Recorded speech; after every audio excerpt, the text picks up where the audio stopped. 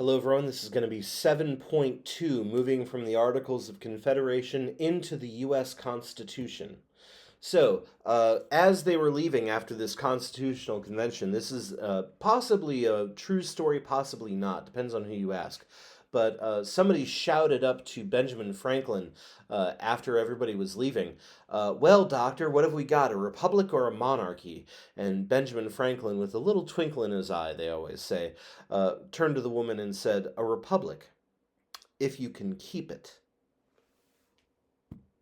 Let's look at this new constitution that we created. So the Constitutional Convention that met in during this time period was really just the all stars of the American government during this time, except for a few names that were missing because they were overseas working in other capacities. So John Adams and Thomas Jefferson were overseas as representatives of America to other countries, but a lot of the other big names were there, like Washington and Madison and Alexander Hamilton, and some of the lesser known names, but still very important men, like George Mason and Edmund Randolph of Virginia and Benjamin Franklin, and 55 in total, including one of my favorites, Gouverneur Morris, one of my favorite guys in this entire thing.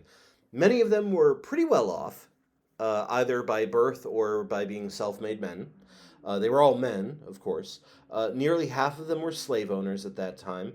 Many of them had college educations, which made them stand out from other people in the United States at that time.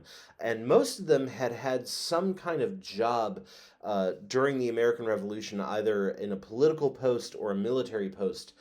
So a lot of these guys were veterans of the Revolution in one way or another.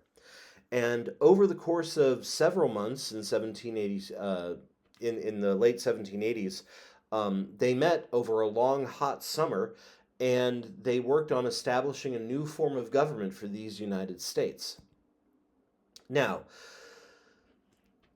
the new form of government that they decided that they sort of whacked out amongst each other was they decided that instead of having just one branch like we had under the Articles, we would have three branches. We would have a legislative branch that made the laws, the executive branch that enforced the laws, and the judicial branch that would interpret the laws.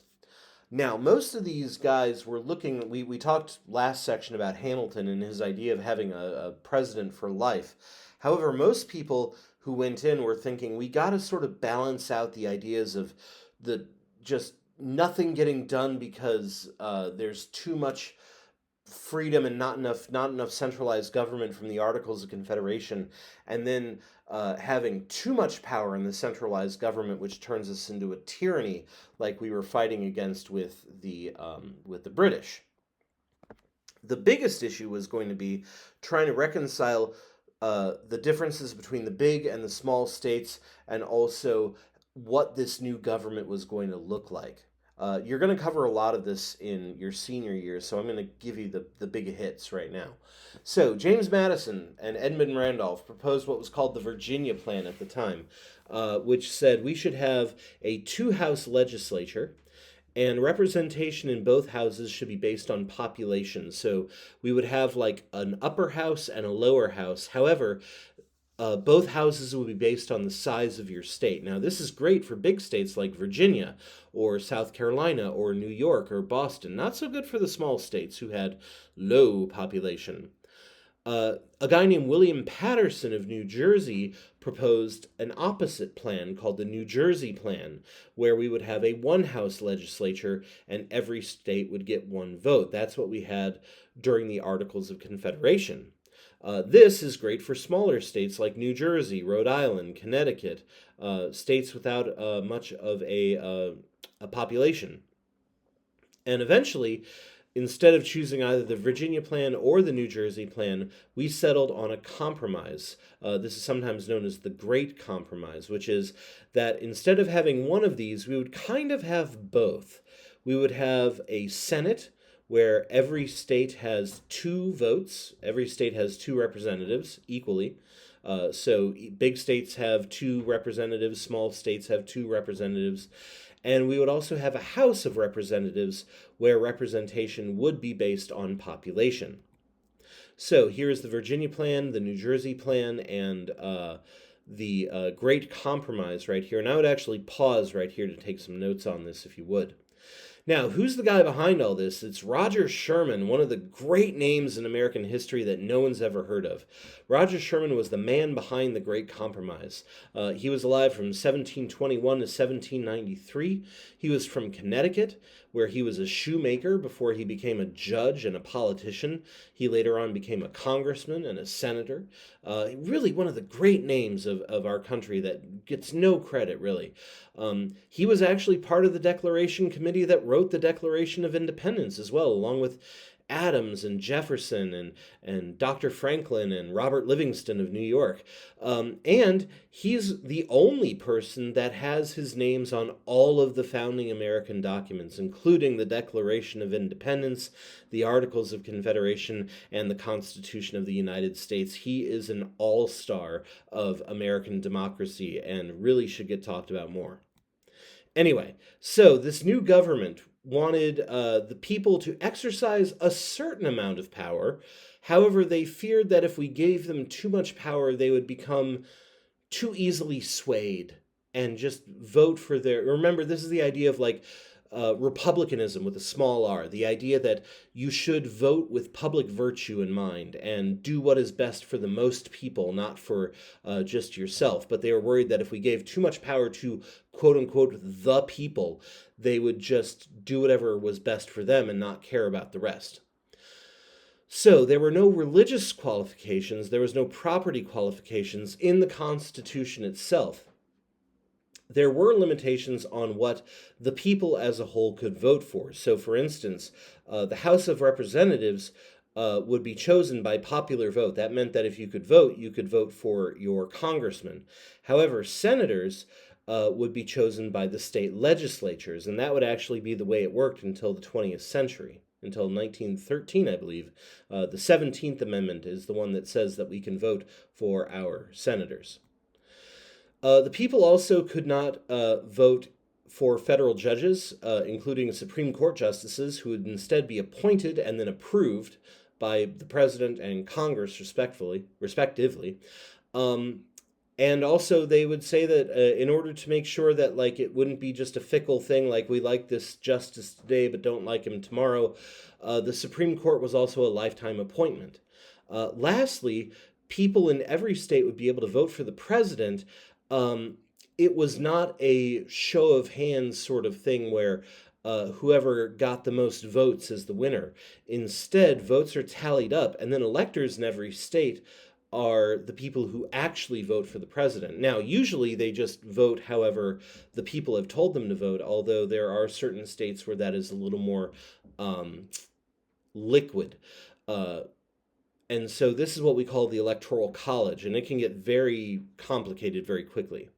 And these were put in place basically because the people who wrote the Constitution were at some level afraid, we want to give the people power, but if we give them too much power, they're just going to ride this whole thing off the rails, basically. And so here is the map of the 2020 election where we can see the Electoral College in action, that we don't have 120 million votes for president, we have 538 votes for president. And if you get 270, you are declared the winner. Now, the Constitution is a relatively short document. It's only about 4,000 words, which, I mean, think that's about the length of, a solid research paper for this class. And if you compare it to other constitutions written before and after, you'd see it's actually very short comparatively.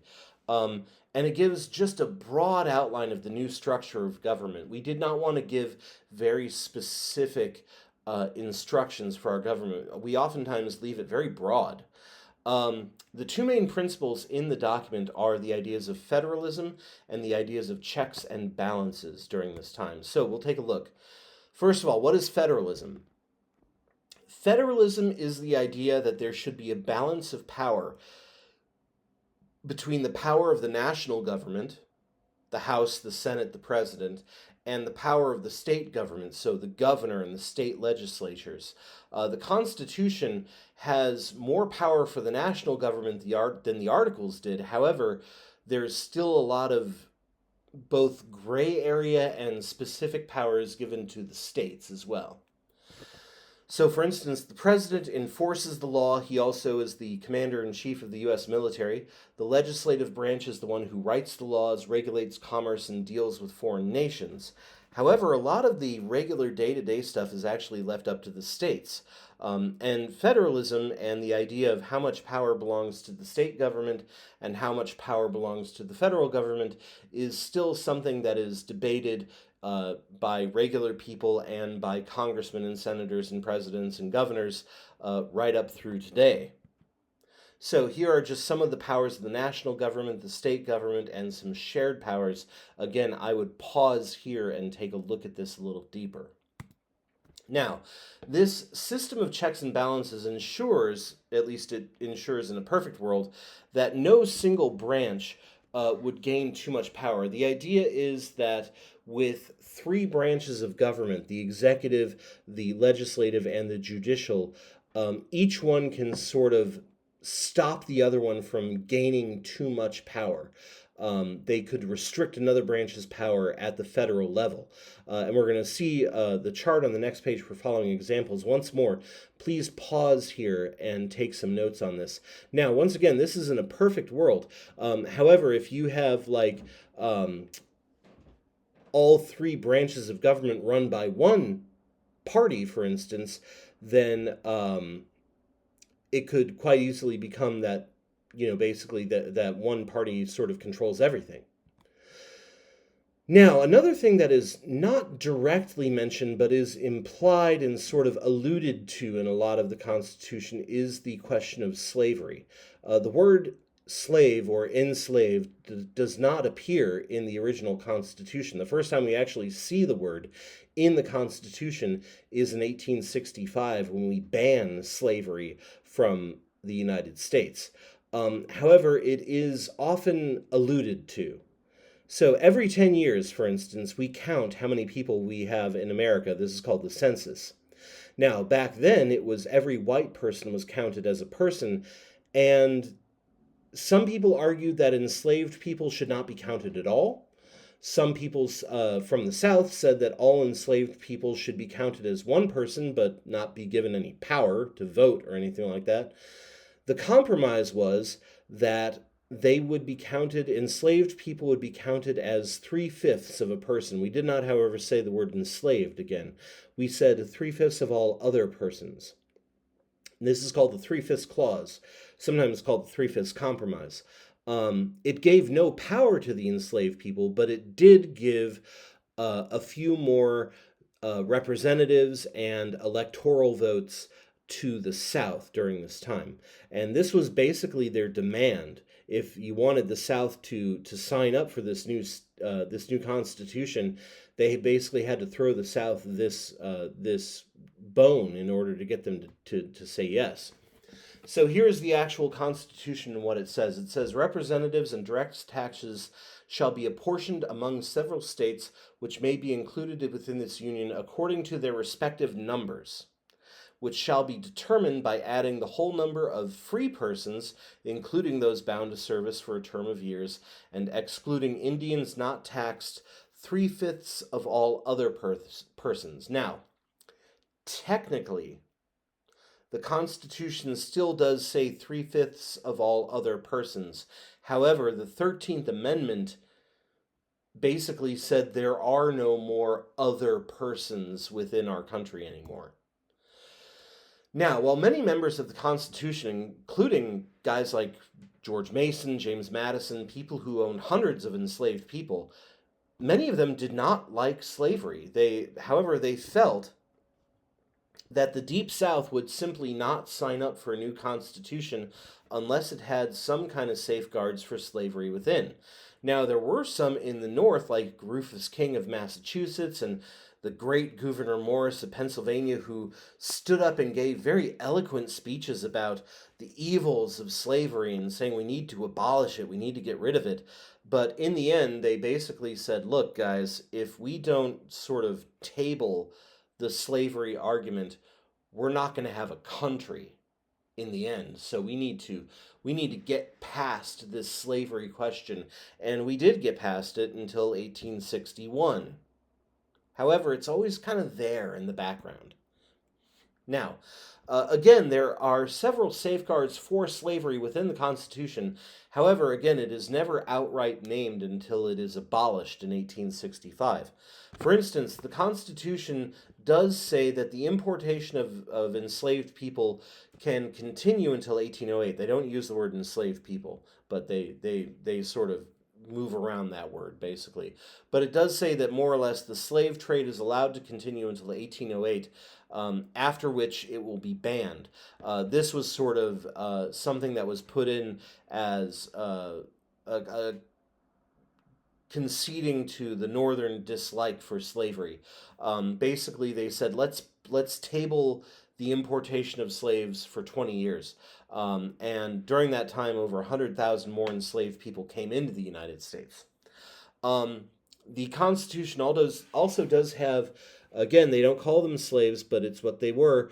They have what was called the Fugitive Slave Clause that said all states had to return runaway enslaved people to their owners. Even if you were a free state, you could not harbor a runaway. And we had the Three-Fifths Clause. It gave the South a huge boost in their population. It helped them get Southern presidents elected, and it gave them a lot more power in Congress and as well. So finally, in September of 1787, the Constitution was finally finished, and the new government definitely had a lot more power. The national government had a lot more power than we saw in the Articles of Confederation. We had, for instance, national economy. We had a president of the United States, not just sort of a congressional advisory board. We evened out the balance of power a little bit with federalism, and we set the stage for the fact that now we had to get 9 out of 13 states to agree to this thing. And so this is what we call ratification. So here is the Constitutional Convention as it was in the mind of the person who drew this painting. Now, ratification was going to be difficult. Getting 9 states to say yes is going to be a hard thing to do. Many of the states had very serious issues with the new Constitution. A lot of them were like, when did we agree to this? Is this what you've been working on this entire summer? I thought we were fixing the articles, not getting rid of them and replacing them. And so in response to the new Constitution, a lot of people wrote these very long, very well thought out articles, both saying I'm in favor of this Constitution, and some people were saying I'm against this Constitution. 3 of the people who were the biggest proponents of it were John Jay of New York, Alexander Hamilton of New York, and James Madison of Virginia. They wrote a series of 85 essays known as the Federalist Papers, or the Federalists sometimes. And these were basically 85 essays explaining why we should have a constitution and why the states should ratify it and say yes to it. Now, there were other people who were writing anti-constitution articles as well. There was, in fact, both John Jay and Hamilton are from New York, but there was a heavy anti-federalist section of New York, including the governor, George Clinton, was not a fan of this new Constitution. So here are the 3, John Jay, James Madison, and Alexander Hamilton. Now, the Federalist Papers were mainly written by Hamilton, as the musical says. Hamilton wrote the other 51. Madison wrote a good chunk of them, and John Jay only wrote a few before he got sick. But all 3 of them are strongly defending the new Constitution and saying, your state should vote yes and create this new Constitution. Hamilton generally tried to ease the fears of Americans who believed that the larger federal government would just become a dictatorial power and take away their rights. He said that before this would happen, they would have to get through the separation of powers, they'd have to get through checks and balances, and that the government basically made sure that the document basically made sure that the new government would not become too powerful. Hamilton wrote a lot about, like, we're fixing these problems. We're making sure the government is not getting too big. We're making sure we're not going to have another dictator. Madison also tried to do the same thing. He tried to basically say, guys, it's not going to be that way. Um, he moved beyond this a little bit, though, too. He fought against the idea that a lot of people were saying that our nation is too big for a republic, that republics always fell apart when they got too big. Think of Rome. Rome fell apart because it got too big. Most republics only worked when they're small. However, Madison said the fact that we are this large, diverse group of people in this big country actually protected against us falling apart because of the fact that we are not just Romans or Carthaginians or whatever they were. We have so many different kinds of people in our country. That diversity protects against one giant overarching uh, thing that would just conquer everything and make us into one. The fact that we have so many different beliefs means that no one group will ever have a supermajority and be able to control all parts of the government and be able to just push whatever they want through. Um, our self interest will keep us from falling apart during this time.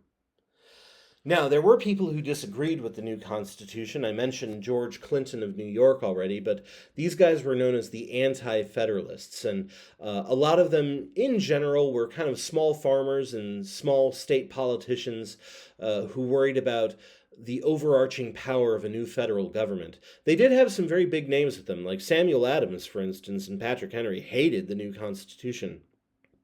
They felt it was way too powerful. Some guys actually refused to sign the Constitution and walked out of the convention once they realized that it was going to pass. Many of them worried that this new nation would basically just be a nation of big cities, and all of the power would be with the big cities, and that the poor farmers would just be ignored and outvoted and left out every single time. The other big concern that they had was that this Constitution was very broad and sort of outlined the powers of the government, but it did not give specific protections for the important rights of all people. It talked about what the government could and could not do, but it didn't say specifically, here's the rights of people. And so, this sort of thing, like a Bill of Rights, could be found in most of the state constitutions that allowed things like freedom of speech, freedom of religion, but it was not in the national constitution. And in the end, Madison actually kind of came around to this way of thinking. At first he was against it, but then he said, okay, I see where you're coming from with this. And so Madison basically promised that once the Constitution passed, the first thing we would do, like day one, is let's start adding amendments to this and add more rights and make sure that certain rights of individuals are defended by this Constitution. And so very quickly, right away, we added 10 amendments to the Constitution protecting specific freedoms like freedom of speech, freedom of religion, the right to assemble, freedom of press. There were also protections for freedoms that aren't specifically included, which is a very weird idea. The idea of, like, we may have left things out, or we may have forgotten to add things, or we have to plan for things that we have no idea of that may take place in the future. So the Ninth Amendment says that rights not in the Constitution are retained by the people. And the 10th Amendment says that any power not given to the federal government belongs to the states, which are two clauses just vague enough to drive a truck through. And so this is the sort of thing where we get into really fun constitutional arguments up through today with our Supreme Court and with our states and with our federal governments and with our presidents. These are still fights that we have because the Bill of Rights left it unclear in certain situations who has the power. On purpose, again, unclear, because they didn't want to make it too specific. And so here are the first 10 Bill of Rights, the first 10 ideas from the Bill of Rights.